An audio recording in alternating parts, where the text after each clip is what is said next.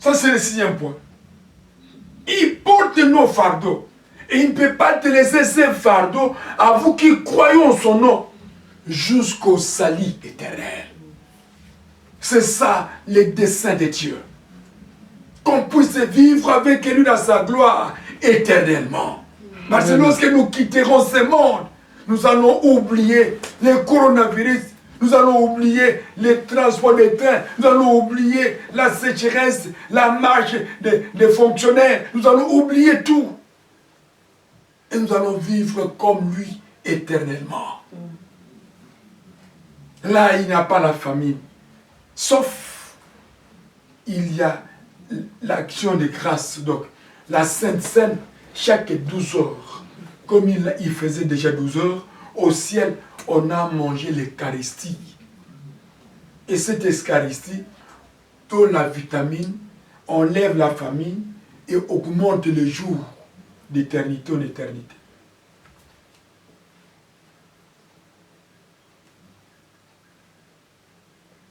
Hébreux chapitre 9, verset 28. On va descendre.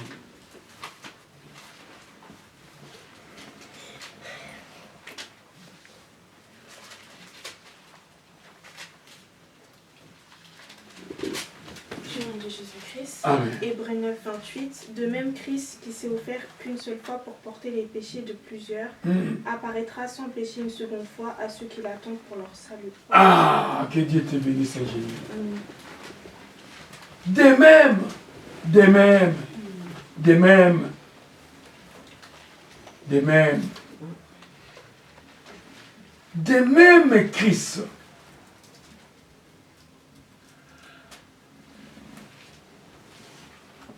Ingénieur, commencez par le verset 27. Il y a des vérités cachées. Et comme il est réservé aux hommes de mourir qu'une seule fois, après quoi vient le jugement, de même Christ qui s'est offert qu'une seule fois pour porter les péchés de plusieurs, apparaîtra sans péché une seconde fois à ceux qui l'attendent pour leur salut. Amen. Que Dieu te bénisse, ingénieur. Et comme il est réservé aux hommes de mourir une seule fois, après quoi vient le jugement. Ah! On ne meurt qu'une seule fois. Il est réservé pour nous tous, les habitants de la terre, les chrétiens tout comme les païens, les serviteurs tout comme les servantes, de mourir une seule fois après le jugement. Bien-aimés, le jugement vous attend. Oui, on va quitter ce monde. On ne dit qu'on ne vient pas. Mais par quelle modalité que tu vas quitter ce monde? C'est ça encore l'un des problèmes. Les autres vont quitter ce monde dans le paganisme, dans l'assassinat, dans le vol, dans des criminels. Chacun va quitter le monde de sa façon. Les autres, tant des serviteurs servantes, vont quitter le monde dans les champs de la bataille. Après avoir fait une croisade fatiguée, il rentre à la maison, il dort, il part. Sa mission est terminée. Parfois, vous fléchissez vos genoux, vous commencez à prier. En pleine prière, tu pars. Tu as bien quitté ce monde. Mais si tu quittes le monde dans le mal, ah ça c'est un danger. Mais dans tout cela, après notre passage sur terre, ce qui nous attend, les jugements. Ah! Les jugements, chacun va comparaître devant le Seigneur dans tout ce qu'il aurait fait si c'était terre de soi. Chacun va comparaître devant Dieu dans tous les actes qu'il aurait posés devant notre Dieu.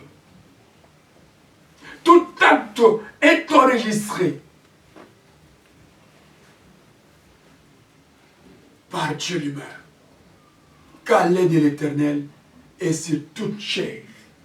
Il regarde lorsque tu fais, il prend des caméras, récupère toutes les images, de la croissance jusqu'à ta vieillesse. Comment est-ce qu'il a servi jusqu'à la fin de l'éternité. Et il va exposer toutes ses œuvres dans une caméra. Et tu commences à voir, comme les Français font souvent, lorsque quelqu'un est élevé dans une place d'autorité, il filme même là où il était. Regarde son enfance, comment est-ce qu'il jouait, la culotte qu'il portait, l'âge qu'il avait, et comment est-ce qu'il est élevé, là où il habitait. On parle même jusqu'à filmer ton lit. Ah! Et pourquoi pas Dieu? Dieu te connaît lorsque tu étais encore dans le ventre de la maman. Il te voyait. Lorsqu'on t'a mis au monde, tu commences par les couches, tu grandis, tu pars aux études, à l'université, tu commences à travailler, tu fais ta progéniture, après quoi tu meurs. Ça sera exposé devant les miroirs sur le trait de Dieu. Les jugements vous attendent, que tu veuilles ou pas, tu vas passer par les jugements. C'est un verset très important qu'on ne pouvait pas laisser. Et on a ajouté encore, de même Christ qui s'est offert une seule fois pour porter les péchés de plusieurs, apparaîtra sans péché une seconde fois à ceux qui l'attendent pour leur salut. Ah! Il reviendra sans péché. Il est mort avec les péchés, ressuscité dans la sainteté, et lorsqu'il reviendra sans péché, pour récupérer son peuple, et pour les amener dans leur salut éternel.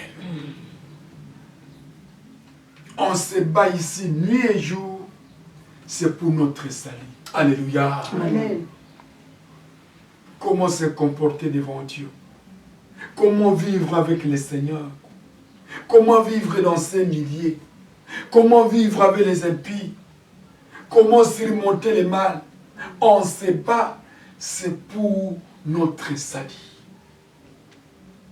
Et je vous encourage d'aller toujours en avant, de ne pas se décourager, de ne pas abandonner, car la bonne chose, les bonnes choses nous attendent. Christ a dit, lorsque je me serai allé, vous serez ensemble avec moi. Car il y a plusieurs places que j'ai préparées à chacun. On ne sait pas. Dans ta maison, tu vas trouver quoi? Je me souviens de la révélation que Dieu m'a montrée au ciel. Lorsque je suis arrivé auprès de lui, je voyais un homme tout géant, grand, costaud. Je n'arrivais pas à comprendre sa dimension, mais j'écoutais seulement sa voix.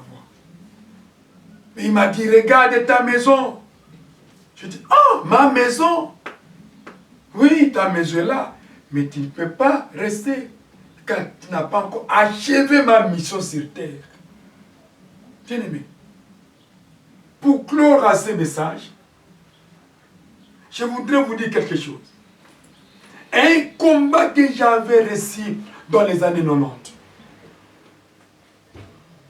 Là où on priait, la maman qui s'est dit non, je n'ai plus besoin de placer les ministères ici, allez ailleurs. J'ai dit, oh Dieu, qu'est-ce que je dois faire? Une pensée me revenait que non, je dois maintenant voyager, aller continuer l'œuvre de l'Éternel ailleurs. Je suis parti au campus. Et de mon retour, je suis rentré.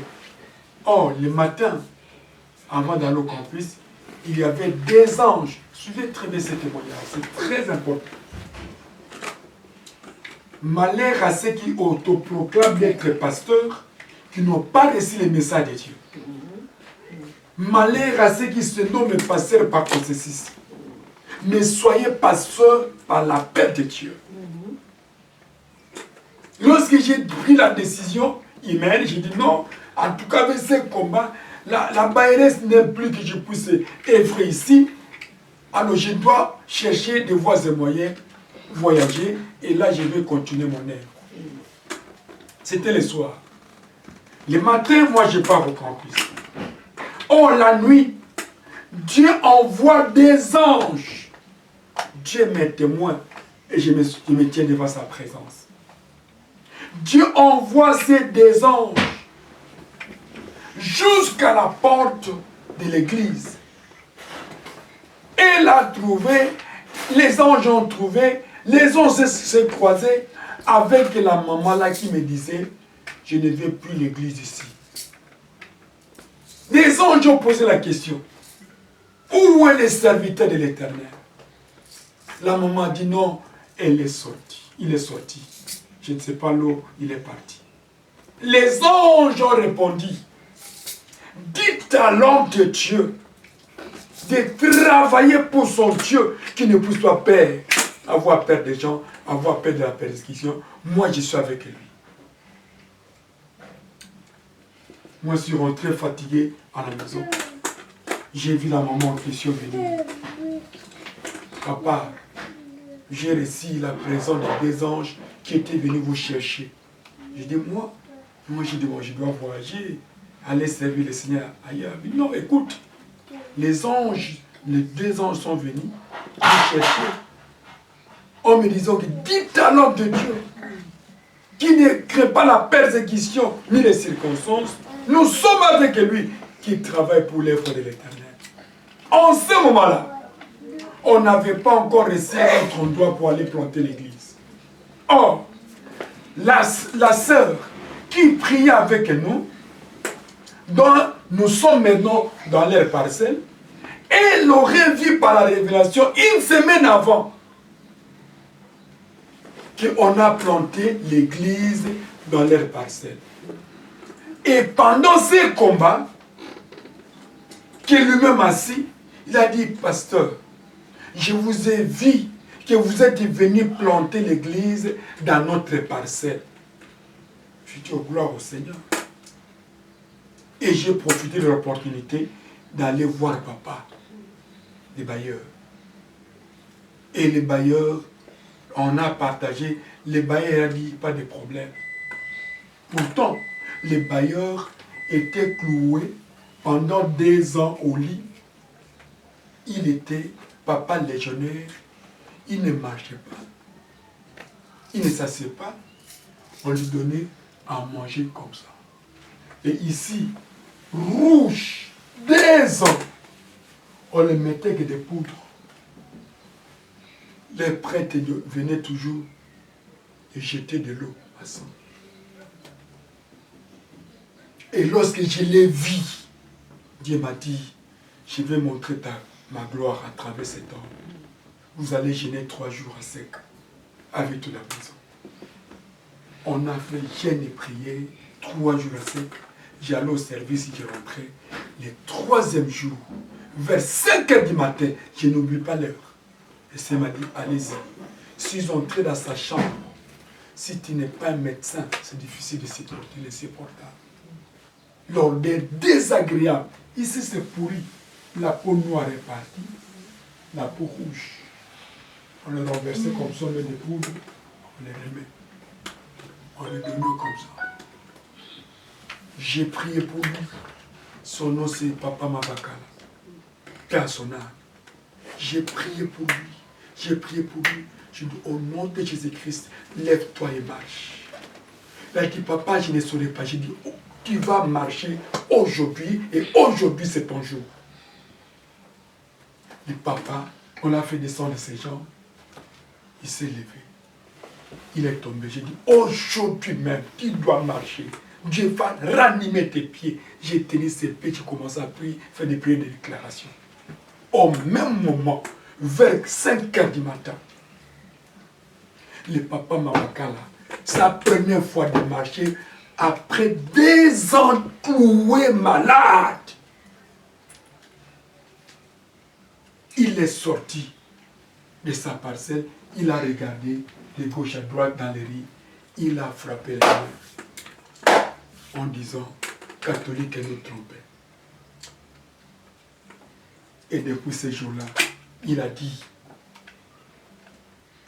à ses enfants, ses filles, vous avez beaucoup dépensé pour moi, pour me sauver de ma maladie. Vous avez payé beaucoup de médicaments. Cet argent que vous avez dépensé pour moi, je pouvais acheter une parcelle et faire une action de grâce pour cet homme de Dieu. Mais moi, je donne cette parcelle à ses serviteurs et planter cette église. C'est pourquoi même maintenant, elle est bâtie dans Bosobo, nous à Kassamou, à cause de ces miracles. À cause de ces miracles, des ont cloué. Regarde comment est-ce que Dieu donne le salut, même à la dernière minute. Et depuis ce jour-là, il a coupé ses pieds d'aller à l'église catholique. Il restait dans le temple, glorifier le Seigneur. Il s'est converti au christianisme. Notre assemblée a mis à pigeon. Les papas, les bailleurs, tous les dons, il y avait des pies, des insectes qui sortaient à la bouche. Pendant 12 ans, son travail. J'ai prié pour lui. Dieu a guéri. La bouche était devenue normale. Il a donné la place pour l'église. Donc, Dieu nous a fait grâce dans beaucoup de choses. Je vous prêche ce Christ que moi je connais. Amen. Que le Seigneur bénisse. Et bénisse aussi, papa.